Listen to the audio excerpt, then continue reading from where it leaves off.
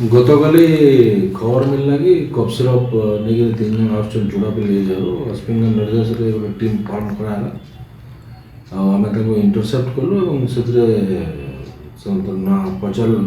ତାଙ୍କୁ ପଚାରିଲାରୁ ତାଙ୍କର ନାଁ ହେଉଛି ସୁବାସ ମେହେର ଗୋଟେ କୋଲପଡ଼ା ପାଟନାର, ଆଉ ଭଗବାନ ବାରିକ ବ୍ରହ୍ମପୁର, ରାଜେଶ ବେହେରା ଚୁଡ଼ାପଲ୍ଲୀର। ଦୁଇ ଜଣଙ୍କୁ ପ୍ରଥମେ ଇନିସିଆଲି ଧରା ହେଇଥିଲା, 2 ଜଣଙ୍କୁ ଯେଉଁଠି ସେମାନେ ଆଣୁଥିଲେ ରାଜେଶ ବେହେରା ଚୁଡ଼ାପଲ୍ଲୀ, ସେଥିରୁ ତାଙ୍କ ପାଖରୁ 50 ଗୋଟି ଏସ୍କପ୍ କପ୍ ସିରପ୍ ଜବତ ହେଇଛି।